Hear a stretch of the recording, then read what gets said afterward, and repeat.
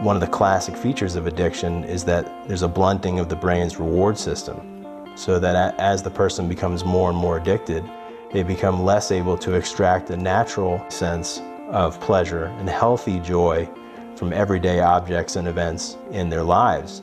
Teaching people how to reclaim a healthy sense of pleasure, joy, and meaning in everyday life can have profound clinical consequences. It can help people to heal from addiction and from pain.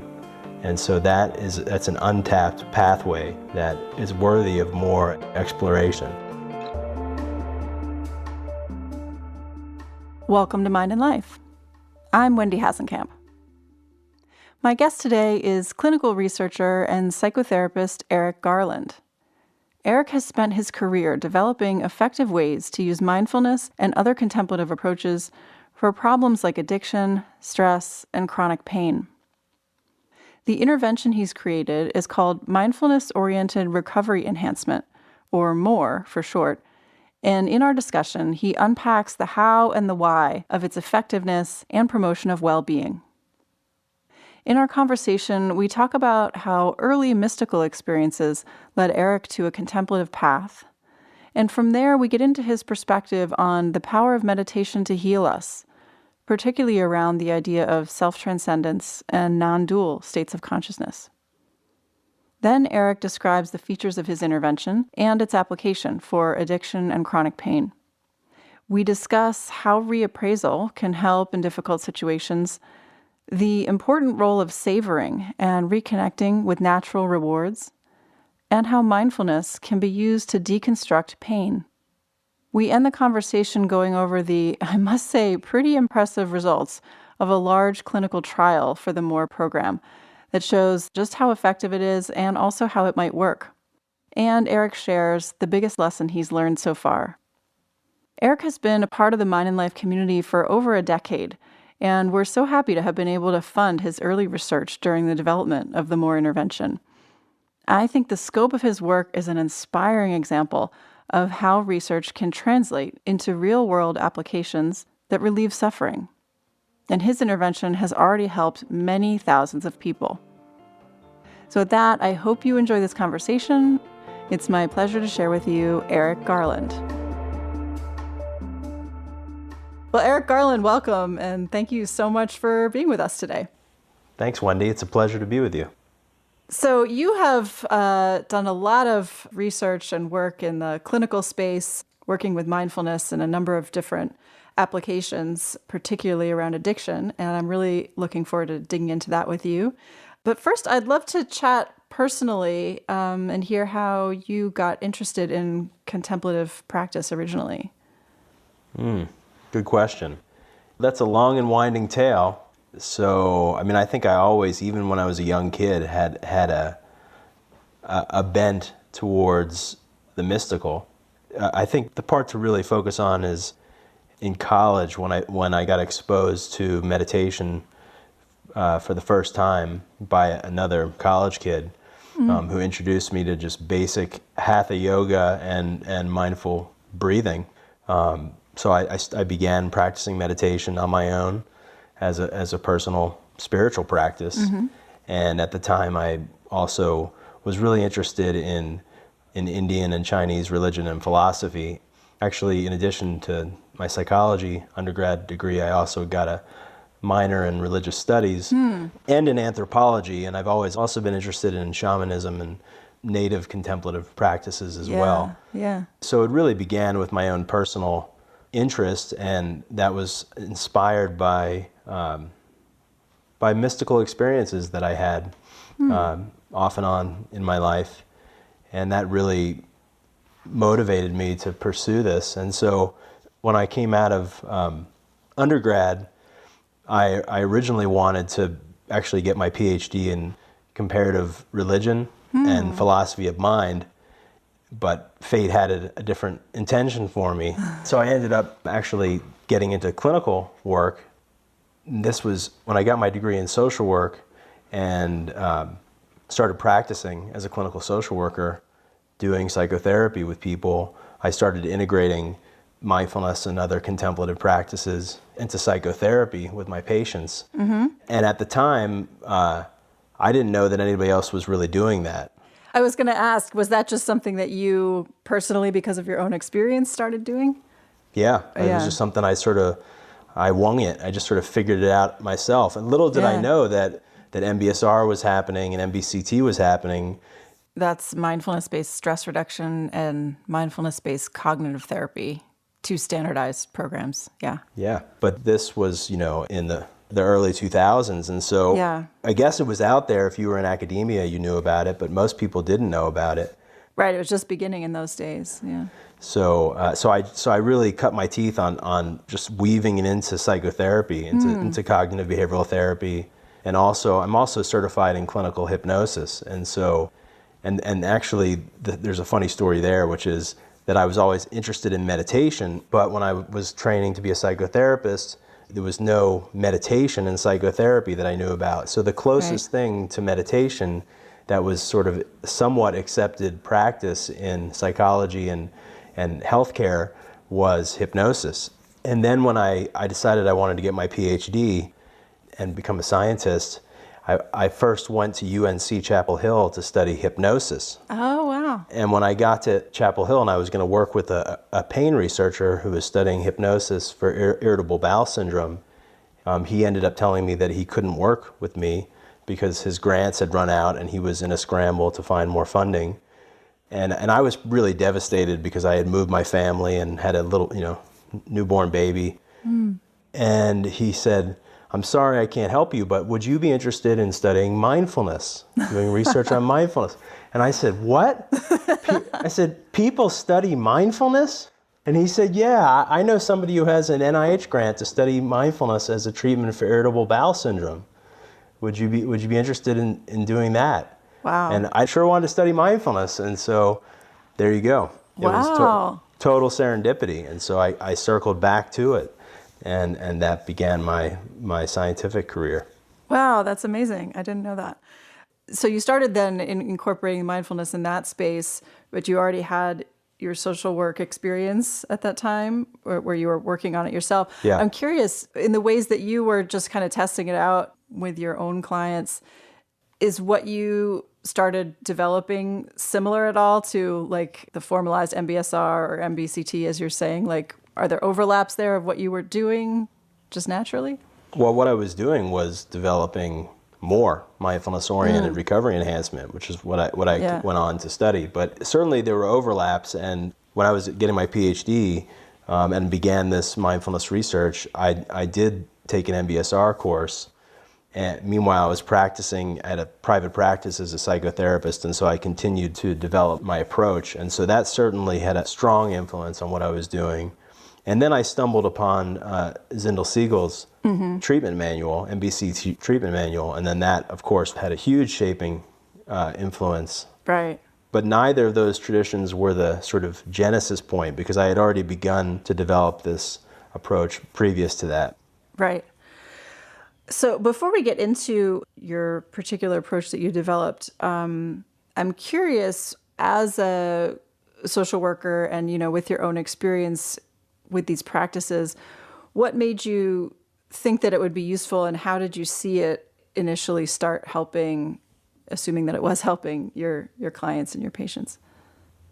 Well, I mean, it certainly all emerges out of my own personal experience. So it's very much a first-person experience, discovering that I could actually heal myself through contemplative practices.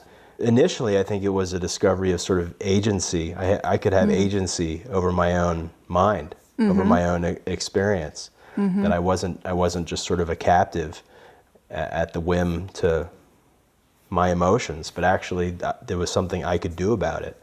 But then I think there was something deeper, much deeper than that, which was early on having the lived experience of accessing a state of pure being that transcended suffering.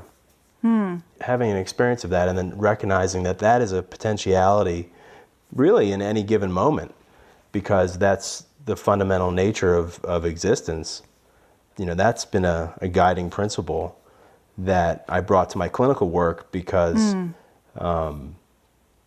that gives you a sort of an abiding sense that no matter how messed up you are, there's a possibility of tapping into well-being.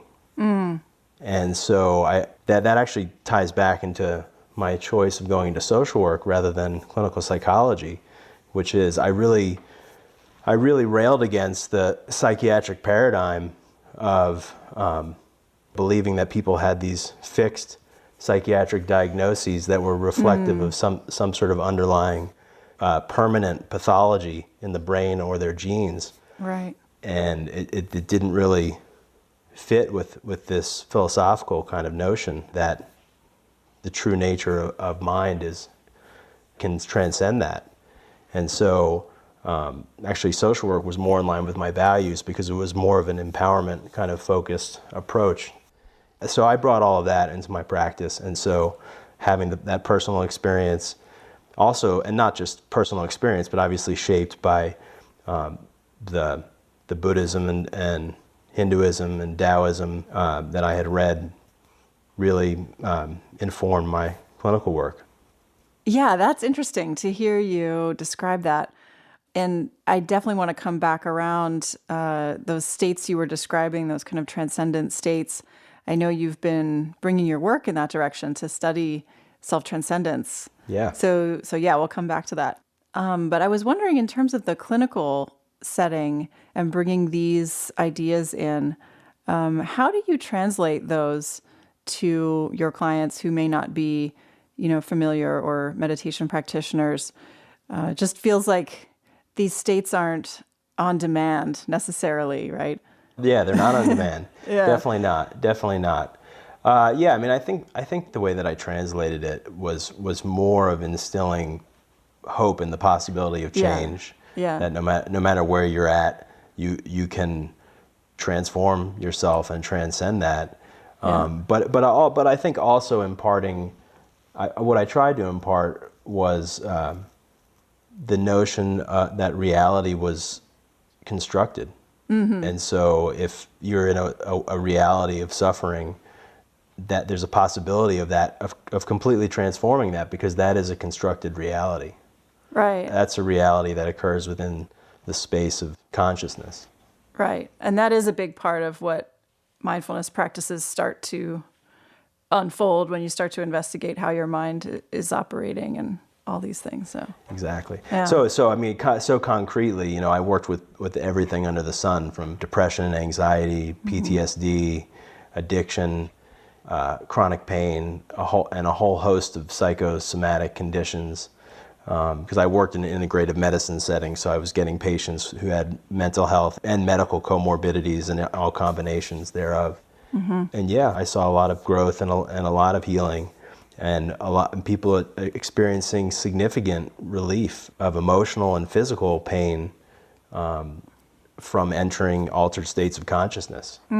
That's really what I was doing in essence, was helping people to use mental mind training practices to achieve healing altered states of consciousness. And so as a researcher, for the first, let's say, period of my career, I didn't really talk much about that, because as you know, as a field, we were really trained by our mentors like Richie Davidson and others to use the tools and methodologies of cognitive science to translate and understand the mechanisms of mindfulness, and to make it a legitimate, rigorous scientific pursuit. And so I took that really seriously. Yeah. That's what I've tried to do throughout my career. And I think I've been pretty successful. But of course, the whole time in the background was what I really thought was going on, but I didn't really, I didn't have the courage to talk about it. I didn't have the platform really to talk about it. Yeah. Or even the ways to study it. But in the new period of my career, this is now something that I'm ready to circle back to, because I really do believe that the states of consciousness that one achieves during meditation are healing. And there's a lot more to it than just attention regulation, and acceptance. There's a lot more to it than that. Yeah.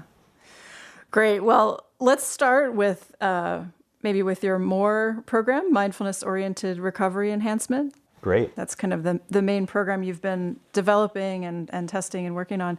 So can you just briefly describe that program first? Yeah. So Mindfulness-Oriented Recovery Enhancement unites complementary aspects of mindfulness training, cognitive behavioral therapy, and principles from positive psychology into an integrative treatment that can simultaneously address addiction, stress, and chronic pain. Another way of framing it is MORE is a mind training program that combines skills in mindfulness, reappraisal, and savoring, to be specific. So we have a common understanding of what mindfulness is. So that's meditation to enhance metacognitive awareness of present moment experience and to penetrate into experience and allow people to witness it from the standpoint of an objective observer.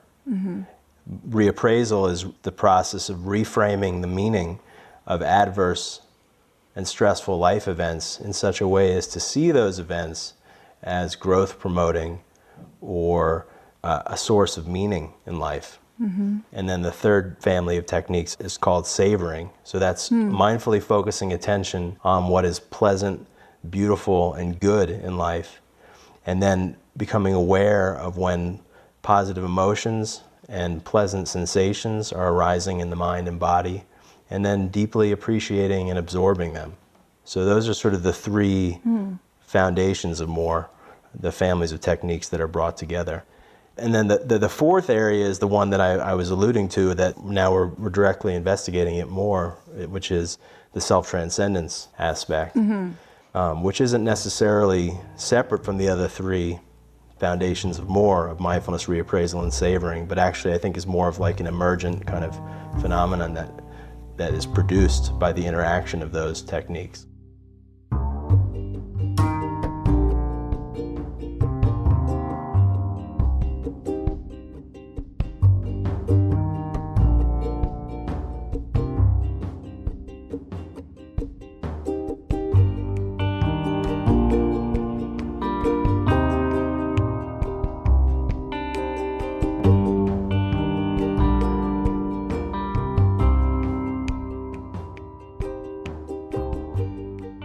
I think most listeners will be familiar with mindfulness as a concept and those kinds of practices. And like you said, that metacognitive awareness of our own mental and emotional states.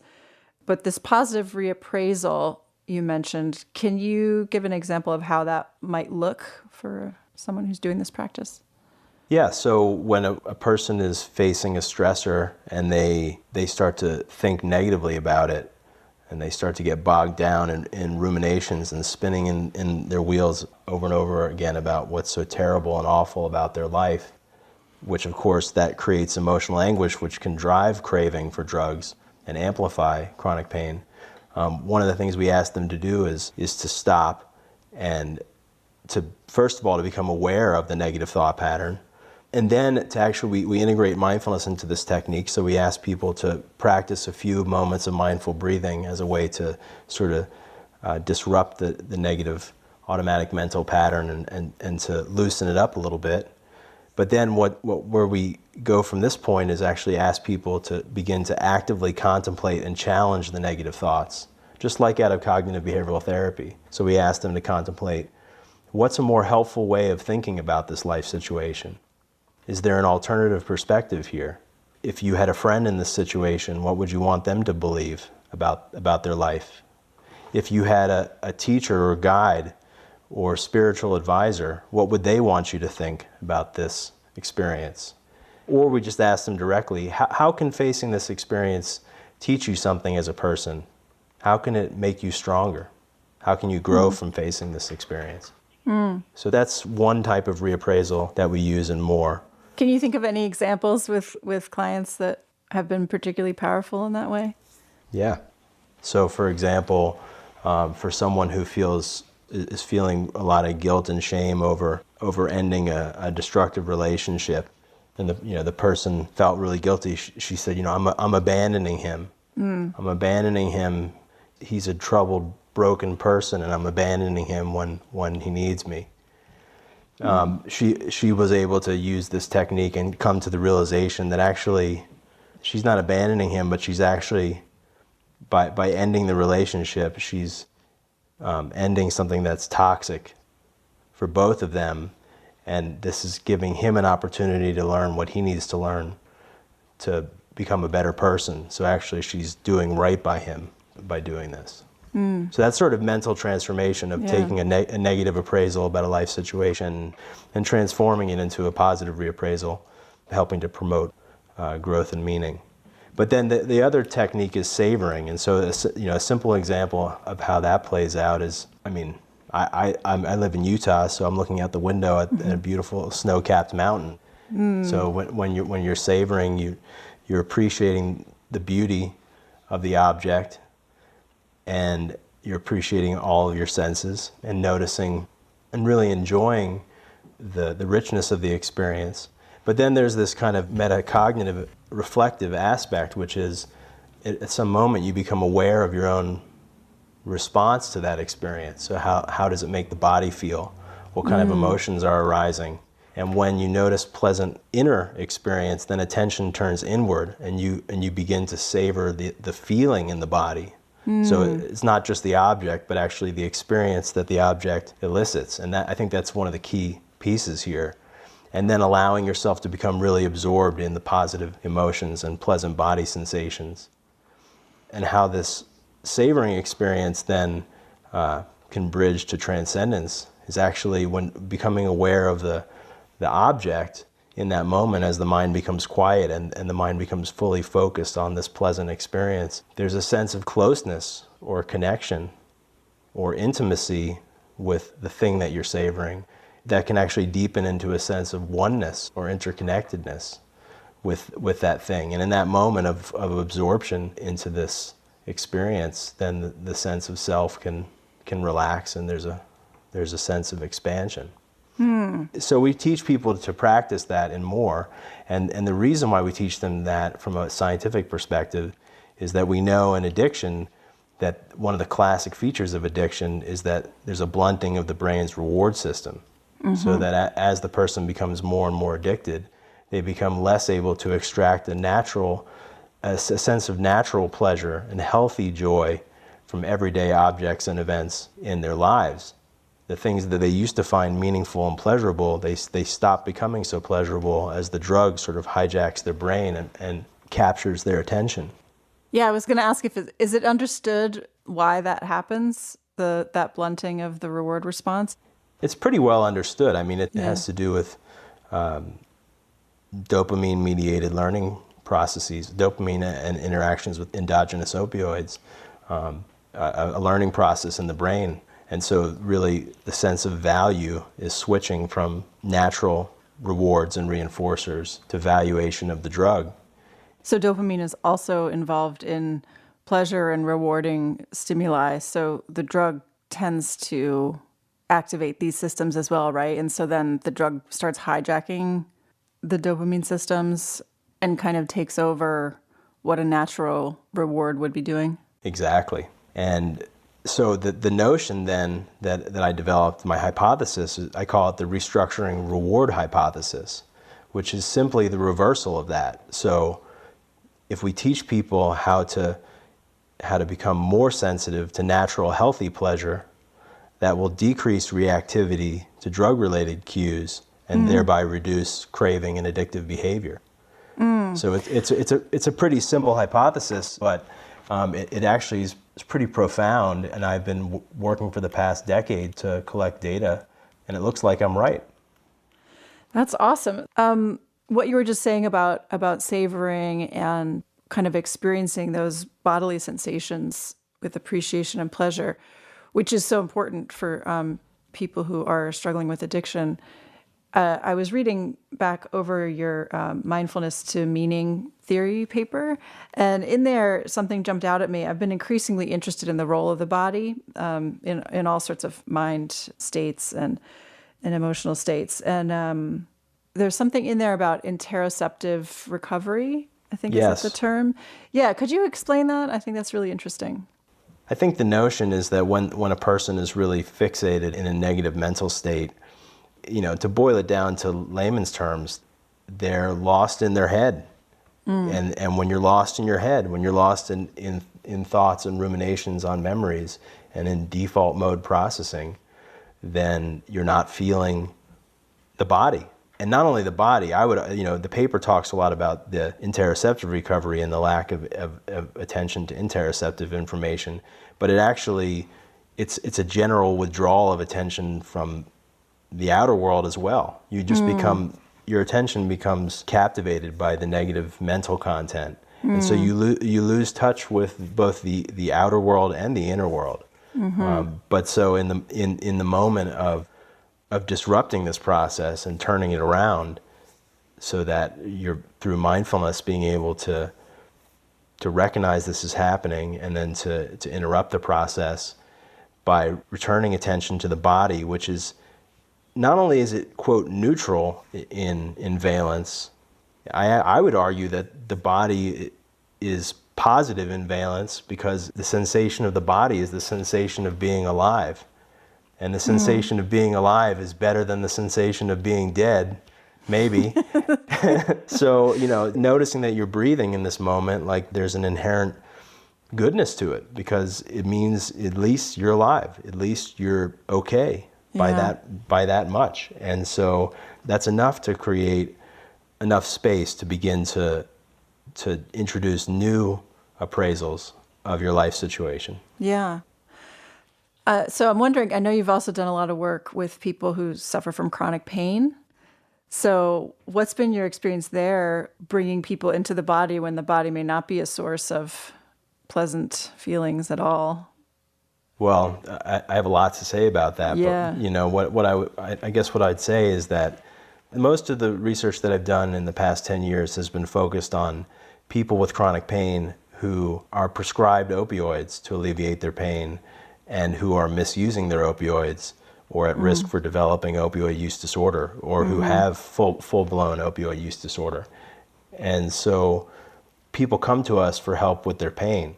And so we teach them to use mindfulness to actually focus on their pain, which is, of course, a really terrifying thing for somebody with pain to do. But we actually ask them to really deeply kind of introspect using mindfulness, and to break down the pain into its subcomponent sensations. So rather than focusing on just the overwhelming, terrible experience of pain, we ask them to really zoom into it and to break it down into sensations of heat or tightness or tingling, as well as to notice any emotions or thoughts associated with the sensations, but also to notice, do the sensations have edges? Do they have a center? Are there spaces inside the sensation where the sensation is not? And when we direct people to do that, what many people discover is, first of all, their pain isn't as solid and fixed and unchanging as they thought it was. But even more amazingly, many patients discover that they're actually pleasant sensations, either happening at the same time as the unpleasant ones, or even right inside the heart of the pain are pleasant sensations. And actually, oftentimes people tell us, you asked me to find the center of the pain, and I could sort of find the center. And then you asked me, does my pain have edges? And I looked for the edges, and I kind of found them, but they were like a little fuzzy. And I kept looking at the edges, and then I couldn't find the edges. And then I couldn't find my pain. And this is somebody who, has had pain every day for the past 15 years, a pain rating of, 6 and on a scale of 0 to 10. Wow. So that's a pretty interesting process. Yeah. And it harkens back, the notion that there's a seed of pleasure inside the pain, or potentially even an experience of bliss within the experience of pain, harkens back to the tantric tradition, both within Buddhism and in non-dual Kashmir Shaivism. There's a long tradition of the notion that inside the heart of any experience, the true nature of that experience is emptiness and bliss, even painful experience. So we teach, average people off the street to do this, and they discover this on their own.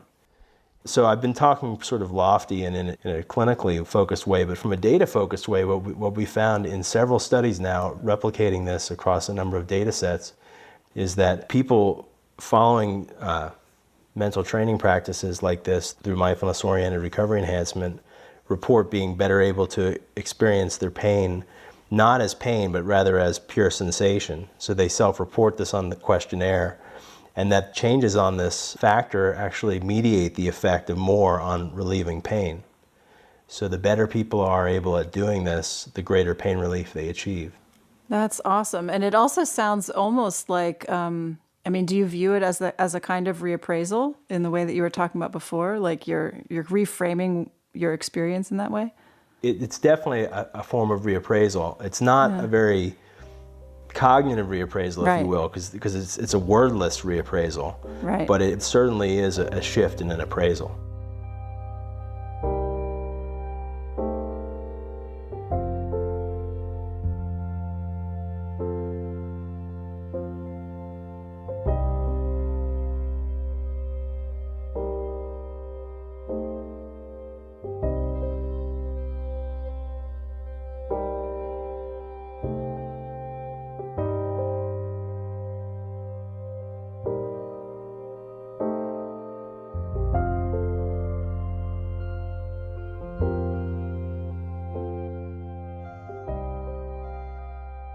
So I know part of what has informed your development of this intervention is looking at something called attention bias that comes up with a lot of these issues for people. Can you describe what attention bias is and how that plays into states like addiction or chronic pain?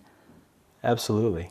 So attention bias is a really primordial phenomenon, which is that when our attention is captured by emotional experience, we pay attention to the things that have emotional importance to us, that capture our emotional concerns. And that actually captivates our attention and constricts our attention upon the emotional stimulus that really matters to us. So in the case of addiction, as drugs become more and more part of a person's life, their attention becomes automatically captured by the drug-related cue. It's hard for them to stop thinking about it. It's hard for them to stop paying attention to it because it's what they want, it's what they crave. And so you can measure this phenomenon in lots of ways. You can measure it with cognitive tasks, reaction time-based tasks that will tell you, how much attention somebody is paying to the cue. You can measure it with heart rate or brain activity that'll show you how much the body is responding to the cue. You can even show it with salivation. And Adam Hanley and I recently published a paper showing that if you have an opioid user and they hold up their opioid pill in front of their face, they'll start salivating to it like Pavlov's dogs. Mm-hmm. As a measure of kind of desire, though, just like the whole appetitive system. Exactly. Yeah. And amazingly, we found that mindfulness-oriented recovery enhancement significantly decreases this attentional bias, this reactivity to addictive cues. So we've shown it in decreases in attentional bias in a cognitive task called the dot probe test. We've shown it in changes in heart rate response when people are looking at the cue. We've shown it in measuring EEG, so brain activity at the scalp while people are looking at the cue. And we showed it with salivation. We showed it that after 8 weeks of mindfulness-oriented recovery enhancement, when chronic opioid users held up their pill to their face, they actually salivated less to the cue. Wow. Which was incredible. Yeah. Do you think that happens because mindfulness and these other practices that you've incorporated help to kind of diffuse your attention more broadly? Like, is that part of what's the underlying mechanism maybe of like being able to pay attention to other things, through this systematic practice of doing that? Yeah, so in the study with the dot probe that I published a few years ago, we found that their attention was actually, it was less captured by the cue initially. So we found effects on initial attentional orienting. So it wasn't just the disengagement from the cue, but it was actually that their attention wasn't captivated as much initially. I do think that emerges from training people, and this is part of the mindfulness-oriented recovery enhancement intervention. When you notice that your attention is being captured by the drug, first of all, don't get mad at yourself for it, but just be aware of it and accept it. But then disengage from it, return your attention back to your breath as a way to shift out of that, and then expand your attention beyond the cue, elsewhere, to zoom out from that, and to notice the parts of your life besides this drug that you're craving, or besides this pain that you're feeling, to notice the other parts of your life that are meaningful and growth promoting, that make your life worth living. And so I think that whole process of expanding, of noticing that the attention is being captured, noticing that this automaticity is occurring, and then consciously disrupting it to then zoom out from that experience and get in touch with your life more broadly, that is part of the process of freeing yourself from this pattern. Yeah, that's really interesting. So you mentioned that you spent the last many years of your career working with these populations, often chronic pain populations who are experiencing an opioid misuse situation or addiction. This is just a basic question, but do you know the landscape of kind of the opioid crisis that we're experiencing in this country? What % have to do with this kind of population of chronic pain and opioid misuse? I know it's a really common situation. Yeah, so there was a meta-analysis published a few years ago where 25% of people with chronic pain who are prescribed opioids misuse opioids. Oh, wow. So that was in 2015, and no one's done an analysis like that since. So I don't know where that stands. But what I can tell you is, and this is recent data, last year about 10 million Americans misused opioids. And of the 10 million Americans who are misusing opioids, only 800,000 of those were heroin users. So about 9 million of them were misusing prescription opioids. Now, some of those they didn't have a prescription, they got it off the street. It might have been illicit fentanyl. But the overwhelming majority of the opioid crisis is being driven by prescription opioids, not by heroin, even though heroin is what seems to make the news a lot. Does sometimes the prescription opioids, the people who are prescribed then end up using heroin? Like if the addiction becomes too strong, Yeah, so a common pathway is that somebody gets prescribed an opioid for some sort of pain condition, and then they go on to misuse the opioids, or their doctor cuts them off of opioids, and then they have to go to the street to get drugs illegally, and then that oftentimes leads to addiction to heroin or fentanyl, and then an overdose. So that's a very common pathway. And of course, bound up in all of this is emotional suffering. Right. And so there's a really high comorbidity between psychiatric disorders like major depression and PTSD, trauma, as well as chronic pain that are feeding into opioid misuse. And my day job as a scientist is also doing some basic science to try to understand why do some patients take opioids as prescribed, whereas other patients go on to misuse them. Have you come to any inferences there? Yeah, I can tell you what's not the difference. So pain is not the difference. In my data sets, and I've got a lot of data now, I've got data in over 800 patients that are really carefully psychophysiologically phenotyped, that both groups have the same pain level. What's different is, and this is really apropos to mindfulness-oriented recovery enhancement, is that people who misuse opioids have emotion regulation deficits, but they have a really specific kind of emotion regulation deficit, which is they're unable to make themselves feel better. They have trouble upregulating positive emotions. They have difficulty savoring natural, healthy pleasure. And so, given that that's one of the key deficits that's driving the problem, then it makes sense to have a treatment that can directly address that. And that's what mindfulness-oriented recovery enhancement is designed to do. Yeah.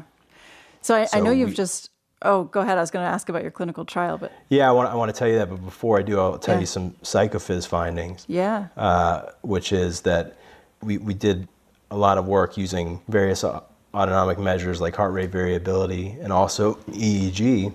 And last year, or 2019, we published in the journal Science Advances a series of experiments showing that mindfulness-oriented recovery enhancement significantly decreased brain reactivity to opioid cues. So people's brains were less reactive when they viewed opioid cues. Like a picture of... Like a picture of an opioid bottle or opioid pills. But we also found that we asked people to look at positive images, so pictures of, beautiful mountains, sunsets, lovers holding hands, and we asked them to savor those images. And after 8 weeks of mindfulness-oriented recovery enhancement, their brains became more sensitive and responsive to natural, healthy pleasure. And they also became happier when they viewed the cues. So just looking at the pictures, it just made them happier after they got the training. And that this increase in responsivity to natural, healthy reward was linked with decreased opioid misuse. That's fantastic. So the effects of more on decreasing opioid misuse were actually mediated by this increase in responsiveness to natural, healthy pleasure. So it was really strong evidence in support of the restructuring reward hypothesis. Yeah, that's great. And just in case, if listeners who aren't familiar with kind of science and how this all works, but when you start to really be able to piece out a mechanism like that, you might see that end effect of like, oh, people are misusing their opioids less, but you don't know why. And so then you're starting to fill in the gaps here about this ability to increase, their accessibility to pleasurable natural rewards and things like that, which aligns, right with what you were saying about your hypothesis. So that's really exciting. Yeah. Yeah. Thank you. And so, and that's actually a replication, because I've shown it in a number of different studies with a number of different measures that more is helping people's minds and bodies become more receptive and more sensitive to natural, healthy pleasure and goodness in life.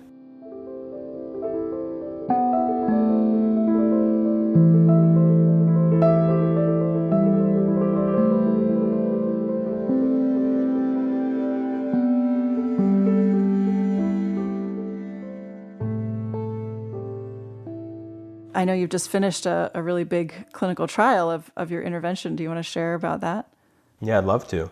So this has been my life's work for the past 5 years and really for the 10 years before that, which led to all this. So we did a randomized controlled trial funded by the National Institute on Drug Abuse. And in this study, we recruited chronic pain patients who had been prescribed long-term opioids. They actually had been on opioids for about 10 years on average. Wow. And had been in pain for about 15 years. So we recruited 250 opioid misusing chronic pain patients, and we randomized them to receive 8 weeks of mindfulness-oriented recovery enhancement or 8 weeks of a supportive psychotherapy control condition. And we treated them in primary care. So they came to the doctor's offices where they were receiving their chronic pain management, and we offered them these therapies. Did these happen in groups or individual? In groups. Yeah. And so folks came to the clinics in groups, and they went through 8 weeks of more or 8 weeks of the supportive psychotherapy control condition. And mindfulness-oriented recovery enhancement really helped them. It was astounding. So more reduced opioid misuse by 46% by the 9-month follow-up point. Wow. And when you say opioid misuse, I know that's kind of a clinical term. How does that relate to addiction, quote unquote, or what does that actually mean? Yeah, good question. So opioid misuse was really measured as taking opioids for reasons other than pain. So taking opioids to alleviate stress or negative emotions, or also taking opioids in higher doses than their doctor prescribed, trying to get opioids from multiple prescriptions from multiple doctors. It's called doctor shopping. Or using illicit drugs on top of opioids. So, using whatever, cocaine, speed, heroin on top of opioids. So we measured opioid misuse using a measure that triangulated self-report, blinded clinical interview, and drug urine screen. And so the composite of that was how we measured opioid misuse. Okay. So more reduced opioid misuse by 46% compared to I think it was 22% in the supportive psychotherapy control condition, and that these effects lasted 9 months after the end of the 8-week treatment. And we also found that 36% of the patients in the MORE group were able to cut their opioid dose by half or greater. Oh, wow. Did the 9-month follow-up, which first of all is an awesome finding, and it's so rare in general in this field and in these kind of clinical studies to have a longitudinal follow-up like that. So that's wonderful you were able to do that, and amazing that the results were sustained. Do you have any measures of the people, were they continuing kind of practices that they learned, or was that measured at all? Good question. Yeah, I'm kicking myself in the butt because we asked people to really carefully characterize the practices they were doing, but only for about a month after the end of treatment. Okay. So we have people use smartphones, and we have tremendous fine-grained data like this, asking people up to 3 times a day for 90 days to rate their pain, their craving, their mood state, and the types of mindfulness, reappraisal, and savoring practice that they were engaged in, how many minutes per day. And so in the future, we're going to be looking at temporally dynamic changes in the relationship between these experiences and how practice changes it. But back to the results. So in addition to the effects on reducing opioid misuse and opioid dose, we also found that MORE reduced pain and improved pain-related function. So by 9 months after the end of treatment, MORE had improved people's functioning by about 25%. Wow. Which is pretty awesome. And people were less depressed. At the beginning of the trial, about 70% of people met criteria for major depression.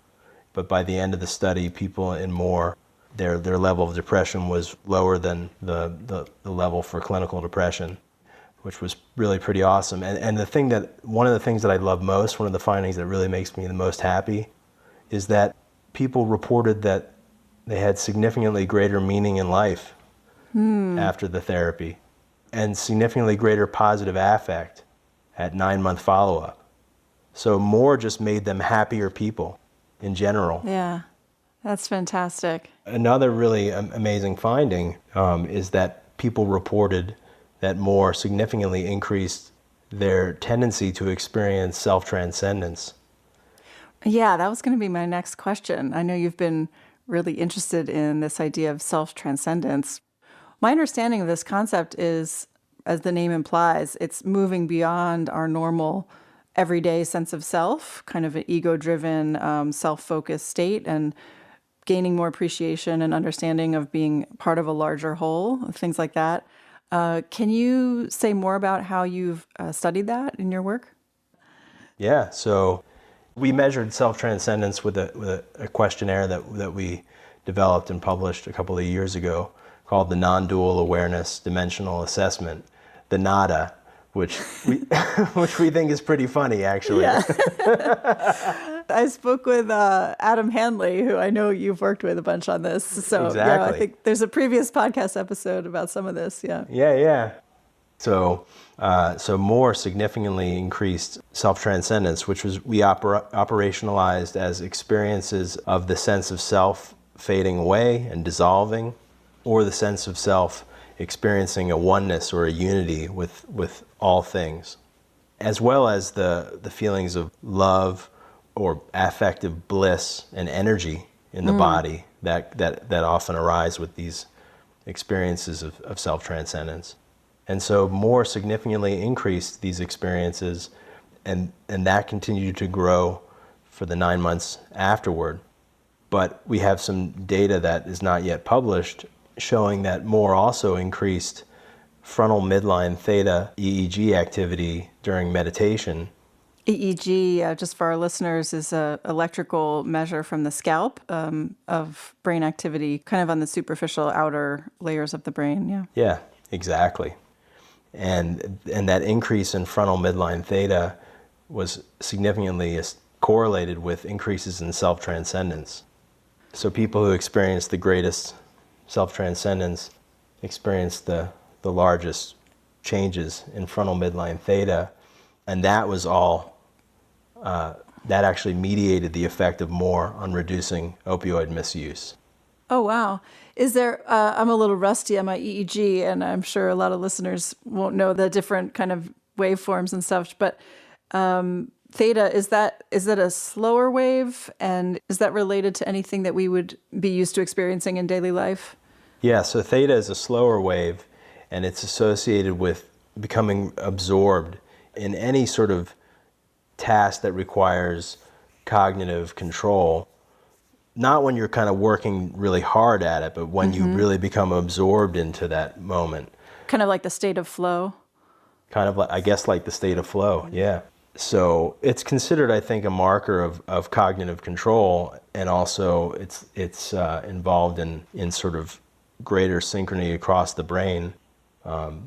Other folks have found this to be, this particular biomarker of heightened frontal midline theta to be one of the more reliably elicited effects of meditation across various forms of meditation. This seems to be one of the key targets. But what's really unique about these findings, and actually we published complementary findings just last year in neuropsychopharmacology on this, that more is enhancing frontal midline theta during meditation among people with chronic pain who are prescribed opioids, and that the more that they are able to increase their frontal midline theta as they meditate, the less opioids they use. That's amazing. Which is pretty awesome. So I think this is like the first set of data that in a clinical population showing these kind of effects. Yeah. Oh, that's really exciting. Congratulations on all of your work. Thank you. It's a really beautiful set of findings and set of studies. Thank you. I feel that it's quite rare to, go from theory and the basic science and be able to develop an intervention and apply it and it works. There's so many pieces in there. So really amazing effort. Well, thank you. That means a lot coming from you.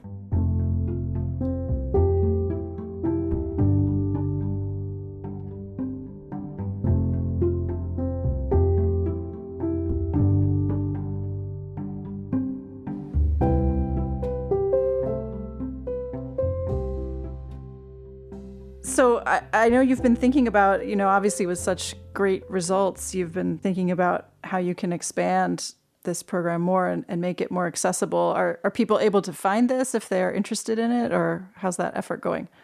Yeah, so really the next step is to disseminate the therapy. And so to do that, I need to really train clinicians to deliver it. Right. And so I think that's gonna be the next phase of my work, is really helping people to learn this highly efficacious technique so that they can work with people in suffering and help them. Mm-hmm. So for the past 5 years, I've been training clinicians in mindfulness-oriented recovery enhancement. So I typically train social workers, psychologists, nurses, physicians. But I think that's the next step, is really finding ways to disseminate and get it out there more broadly. For example, one of those ways is trying to integrate this into standard medical care. Yeah. Because I think if any of these contemplative interventions that we're developing are going to really take off, they have to be something that the average person can access.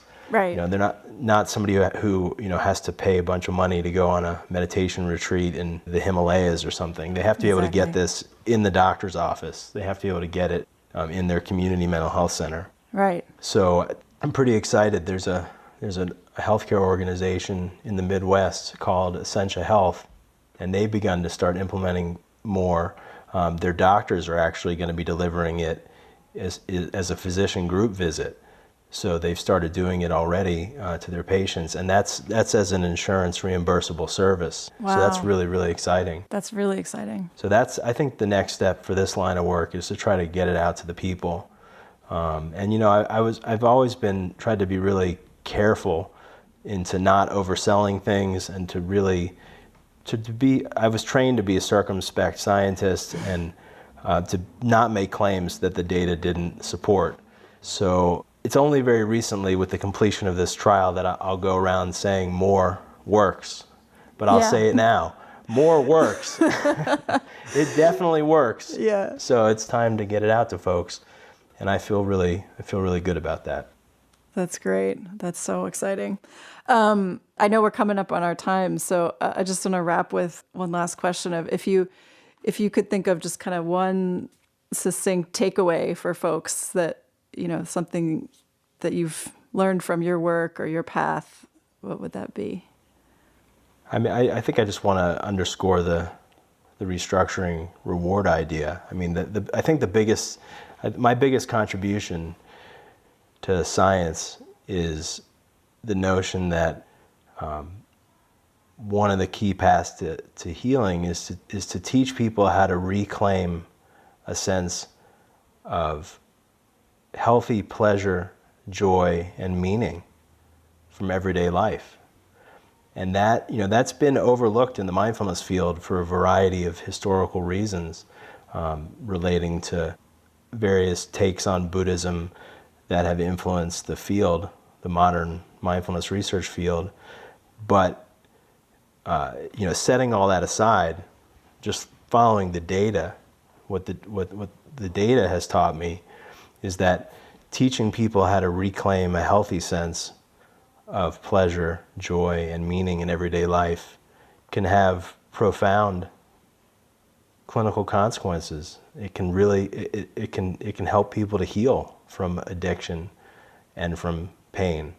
And so that's an untapped pathway that it's worthy of more exploration. And I fully intend on continuing to explore that in my own work and want other people to join me. Great. Well, thank you so much for spending time with us today. It's been really great to hear what you've been up to and have you share your wisdom. So thank you. Thanks so much. Always love talking with you and always love Mind and Life.